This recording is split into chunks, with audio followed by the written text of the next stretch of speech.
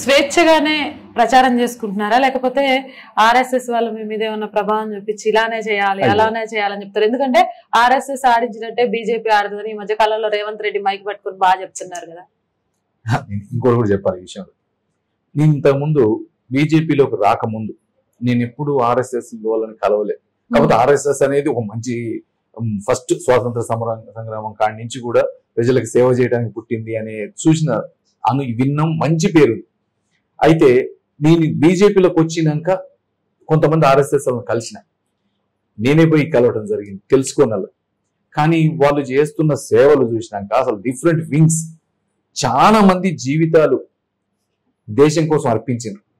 చాలా మంది అసలు ఫుడ్ వండుకునే పరిస్థితి కూడా లేదు. ఎక్కడ వాళ్ళు ఉండే ప్లేసులలో బయట తిని రావాలా, జనాల కోసం పనిచేయాలా, అసలు ఈ దేశానికి థ్రెట్స్ ఏంది, రాష్ట్రానికి థ్రెట్స్ ఏంది, దేశం బాగుపడాలంటే ఏం చేయాలా, ఎన్విరాన్మెంటల్ వింగ్స్ అని రకరకాల వింగ్స్ వాళ్ళు ఇన్ని సంస్కృతిని కాపాడటం, సంప్రదాయాన్ని కాపాడటం, దేశాన్ని కాపాడటం, ఇండస్ట్రియల్ ముందుకు పోవాలంటే ఎట్లా, వైద్యపరంగా ముందుకు పోవాలంటే ఎట్లా, ఇట్లా ఇన్ని ఆర్గనైజేషన్ చూసినాక నిజంగా వాళ్ళకంటూ ఒక సొంతం ఏది లేకుండా దేశం కోసమే పనిచేసే సరే మూర్ఖులు ఏదైనా మాట్లాడవచ్చు, నీకు ఎవరు ఏదైనా ఒక సంస్థ గురించి మాట్లాడినా. కానీ ఇక్కడ నాకు ఇంతవరకు ఎవరన్నా వచ్చి నువ్వు ఈ ప్రచారం చేయి, లేకపోతే నువ్వు మేము చెప్పినట్టు కలవాలా, లేకపోతే అసలు వాళ్ళు ఎక్కడ కలుగుతుండ్రు, ఎక్కడ చేస్తుండ్రో నాకు తెలియదు. మన ప్రచారం పార్టీయే, భారతీయ జనతా పార్టీ లాగానే తిరుగుతుంది. కాకపోతే maybe they may help it, ఎందుకంటే వాళ్ళది సిద్ధాంతం భారతీయ జనతా పార్టీ దాంట్లో మూలాల్లోంచి వచ్చింది కాబట్టి కంపల్సరీ దాని సిద్ధాంతం ప్రకారం పనిచేస్తారు. వీళ్ళు మిస్టేక్లీ అట్లా అనుకుంటుండొచ్చు.